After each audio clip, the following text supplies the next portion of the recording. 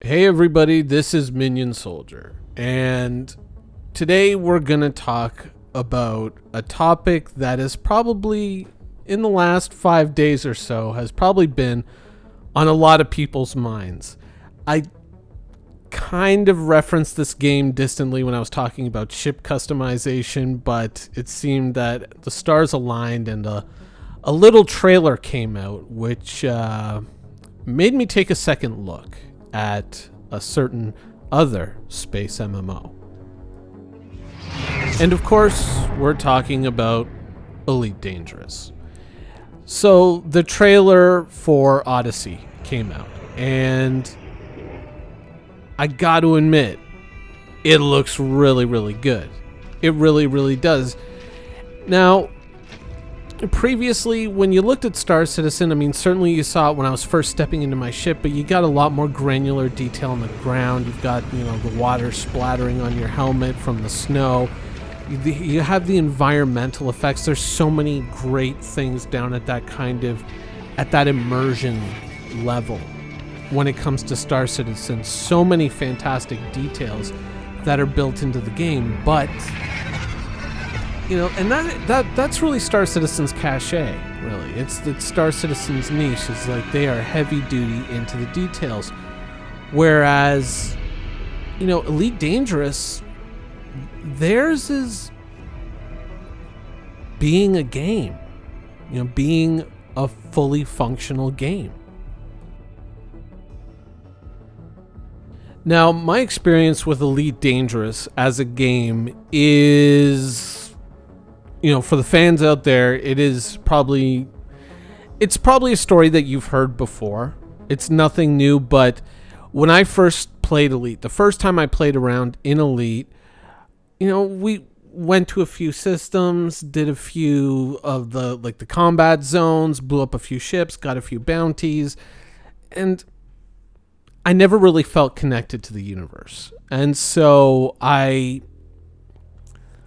it felt distant. It felt remote. It felt removed from me. I'm talking about the very early days of Elite Dangerous.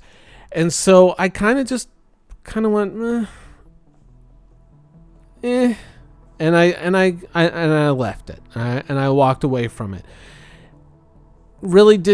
Never really had anything that kind of gripped me and pulled me into the game. There were objectives off on the horizon, something like an anaconda, but it seemed so far away. It seemed so distant. So the game that I was playing at the beginning didn't draw me in enough to make me want to go further and go and explore those things. I guess that would be my best way of explaining it. And that is in the very early days of Elite, and that's before ground vehicles and all that stuff. Then, this is some footage that I used a long time ago in a video.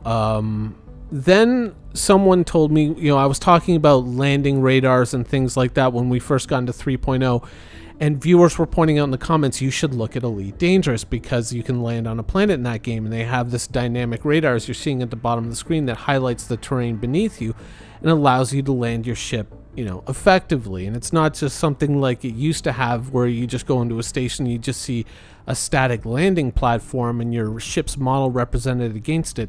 Now you had a model of the terrain beneath you. And I was like, oh, okay, maybe I can go try that out and get some footage and, use that for a video to say, hey, why don't we have something like this in Star Citizen? Why isn't this here? Interesting question. But as I kind of played around with the game and started to explore, even after, I had set this and got this footage and done the video, I played it more and more and more. And I watched some videos, got some tutorials, and I started to really kind of connect with, oh, okay, this is how this works. Oh, this is where you go to get this. Oh, this is actually how you make a lot of money quick. Okay, all right. I'm kind of feeling my way around in the universe. And so before I knew it, I had gone from the lumpy cargo ship that I thought you needed to get to be able to bring a ground vehicle to a planet to something a little different. A Federal Corvette. And I was enjoying it. I have to admit, I was enjoying the game. I was enjoying the experience. And really, the only thing that really pushed me away from going further into the game is, Star Citizen, obviously playing it, making videos, WoW rating, Mythic, and that is a ridiculous and sometimes toxic time commitment. I just didn't have the time to pour into it, and I had gotten to the point where I had gotten the ship, but now I had to gear the ship. And so those of you who play Elite will know exactly what I'm talking about. It's not just about getting the ship. It's about gearing the ship. It's about fitting it out. It's about engineering it. Very quickly, I found out that, if you go like, ooh, once I get to the Federal Corvette, I'm done. I'm done. I'm there. I'm at the end of my road. You're just being adorable. You're just being cute because you're nowhere near done. And I started looking at the requirements for the engineering of everything and, all the missions I was going to have to do, all the places I was going to have to go, all the jumps I was going to have to make. And I just went like, oh, God. That's a lot of work. And to be perfectly honest, I just didn't have the time. So I set it down. Now this footage is footage that I just kind of captured today. Just going back and saying like, oh, is everything still there? Yep, still there.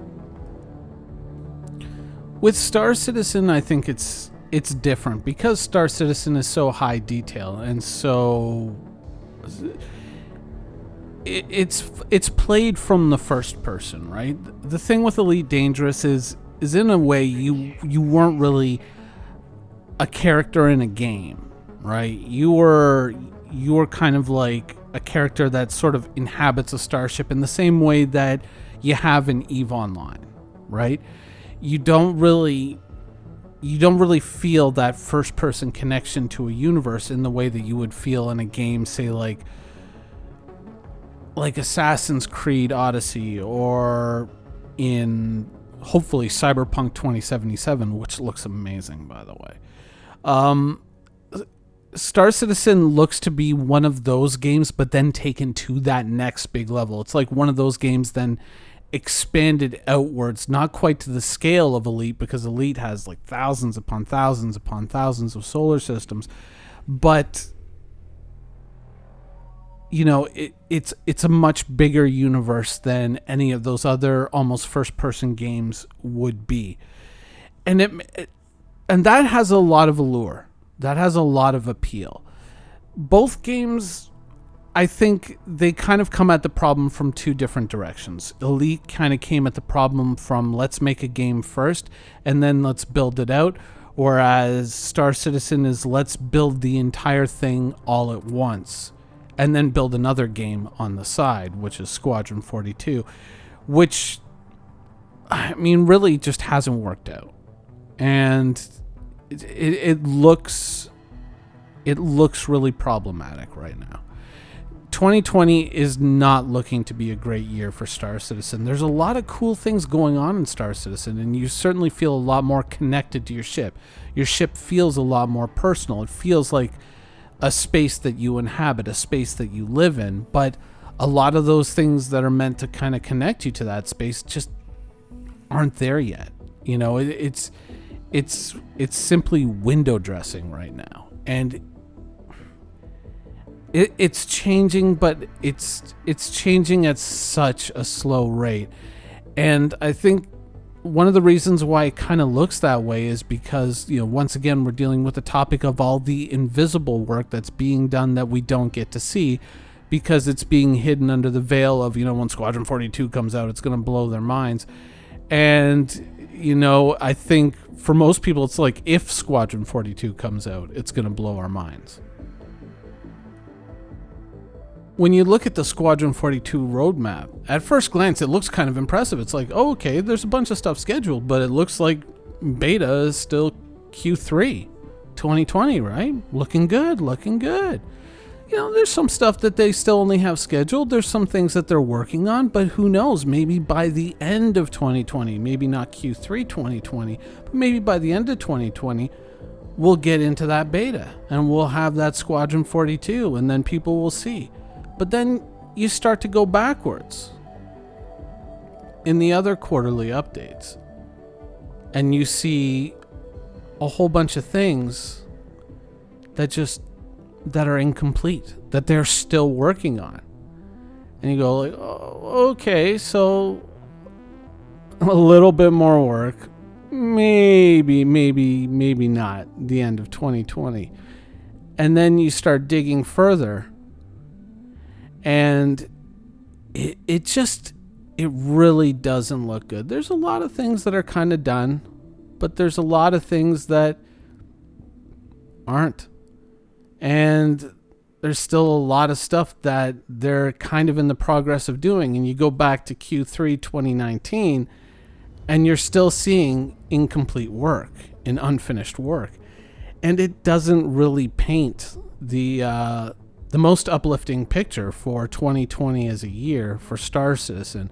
2020 starts to feel like not quite as bad as the 2017 that's for Star Citizen, which was horrible. But, I mean, it doesn't look good. It really just doesn't look good. Now, what does this mean? Does this mean that it's the end of days for Star Citizen? It's all over. You know, Elite's going to take over. It's done. You know, everybody just abandon Star Citizen, go over to Elite. Is that what I'm saying? No. Is Elite dangerous to Star Citizen?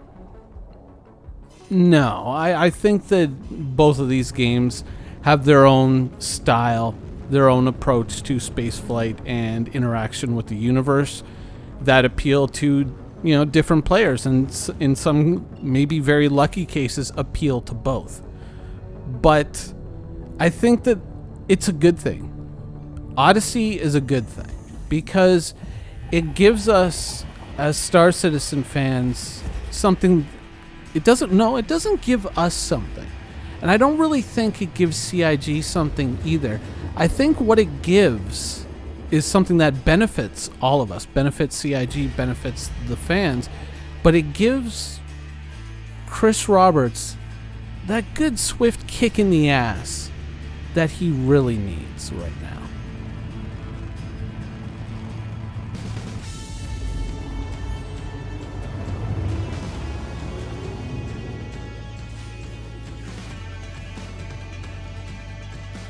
Thank you for watching. So if you want to keep up with the latest and greatest in the Star Citizen and Squadron 42's development, please follow us on our social media channels.